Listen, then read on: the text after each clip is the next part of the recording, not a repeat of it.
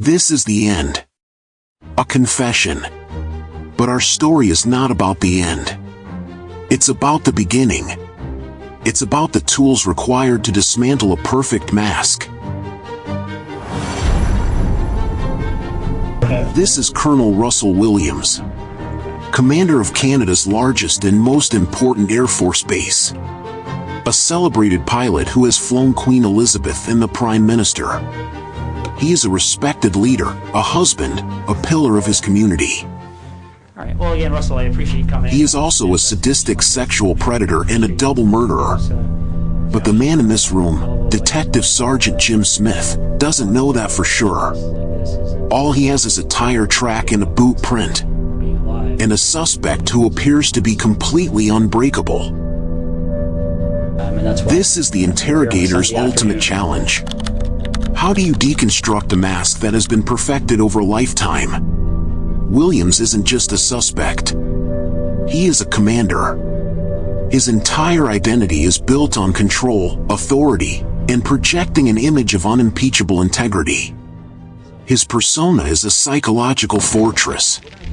His calm demeanor is the outer wall. His status is the armor.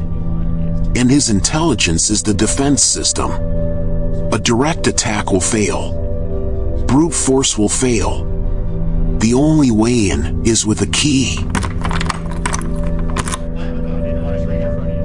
The detective's investigation has linked Williams to a series of escalating crimes in the region, culminating in 2 brutal home invasion murders.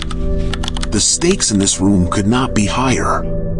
And so, the detective begins not with an attack, but with a strategy of patient siege. His tone is deliberately disarming. He offers a coffee. He asks about the colonel's day.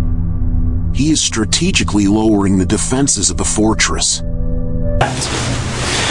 right. Well, again, Russell, I appreciate you coming in. An investigation like this, I mean, I'm sure you can appreciate it's been big news. He is not treating him like a suspect. He is treating him like a colleague. The goal is to establish a baseline of normal conversation, to make the colonel feel that he is still, for now, in control. But every word, every question, is a carefully placed tool designed to find a crack in the wall. The siege has begun.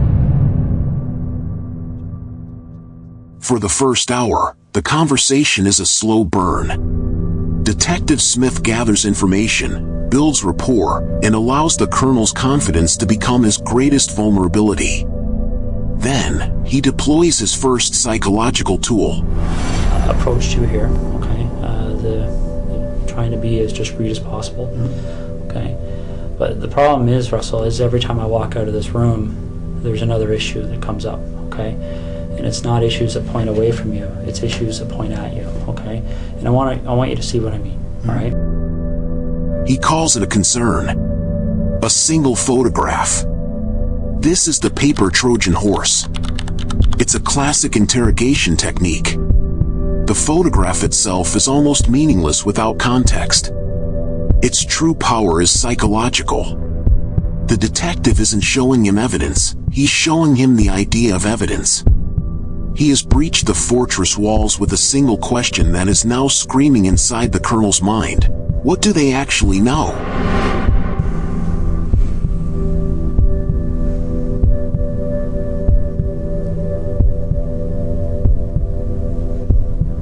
Williams' reaction is not a counterattack.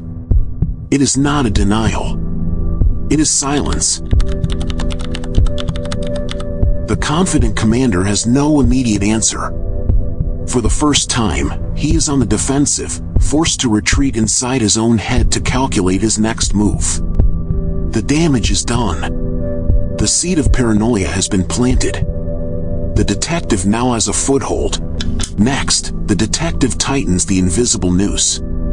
He describes the boot prints left at the crime scene.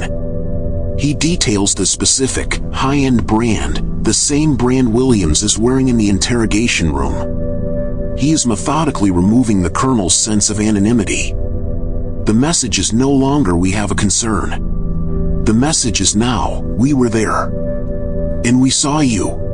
You take a look at this print, and again, this is one print. This person walked through, there's several different prints to compare. So we're going to get features off of one print to compare, features off another print to compare. Yeah. These are identical.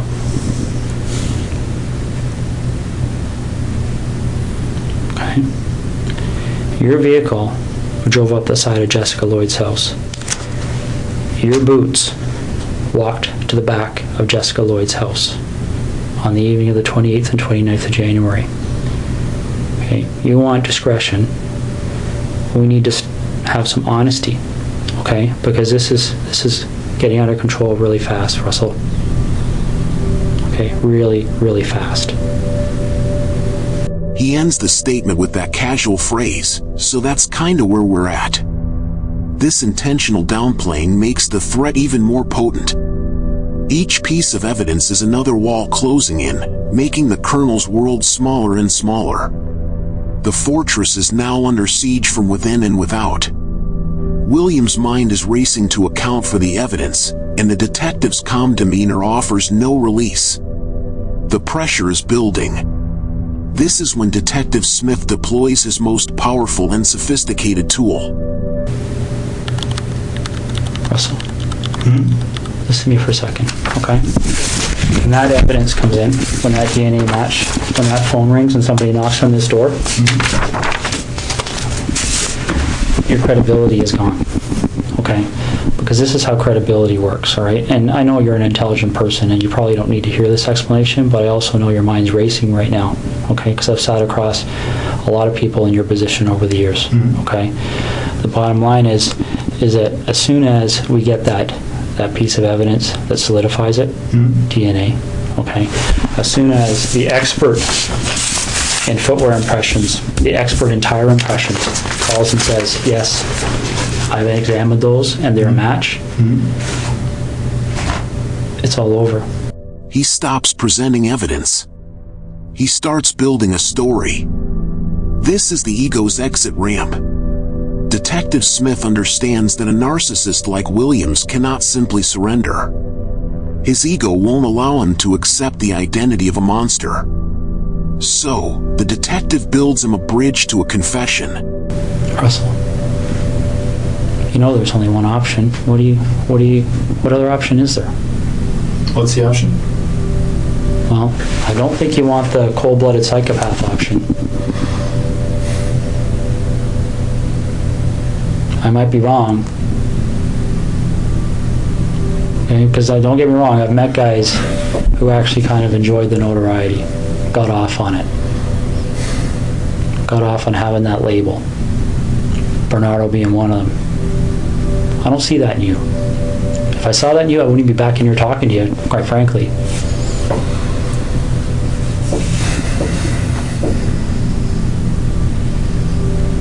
But maybe I'm wrong. Maybe you got me fooled. I don't know.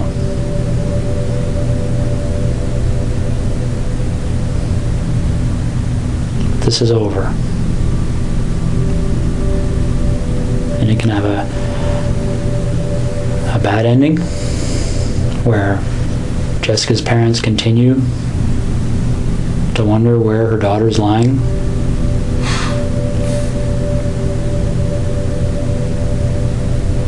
And I don't know. I mean, obviously, there's a huge search still underway, and it'll continue. Listen to the language. He is strategically minimizing the crimes. He is offering themes of redemption, stress, and split personalities.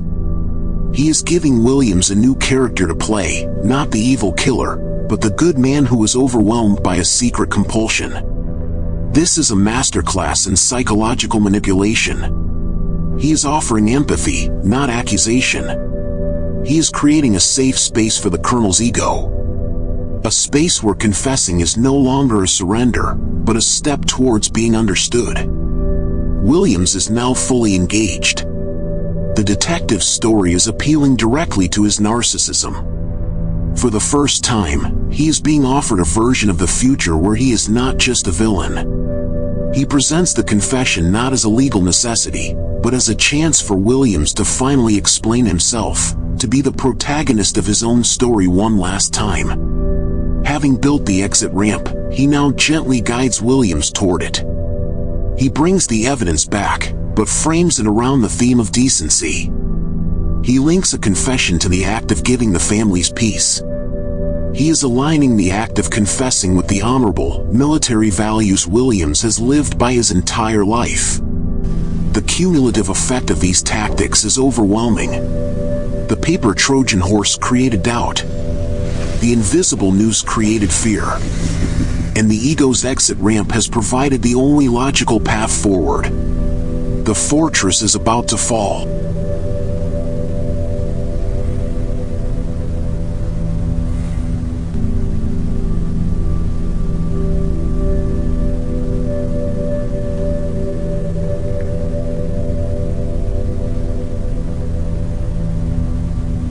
So what am I doing, Russ?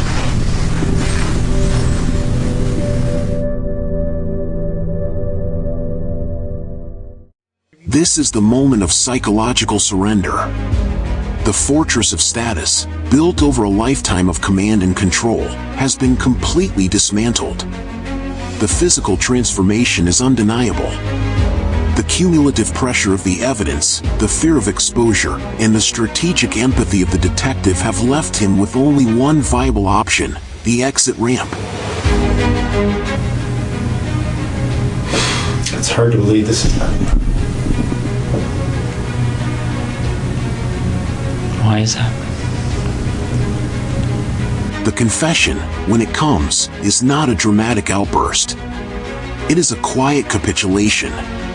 The detective's strategy was a success. He gave the narcissist's ego a safe place to land, allowing the truth to finally come forward. The mask did not just slip, it shattered. The man left in its place is not the celebrated commander, but the terrified architect of his own ruin.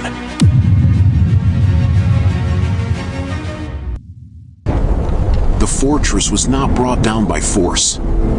It was unlocked with a key, a masterful understanding of human psychology. This is the anatomy of a lie, exposed not by a weapon, but by a conversation.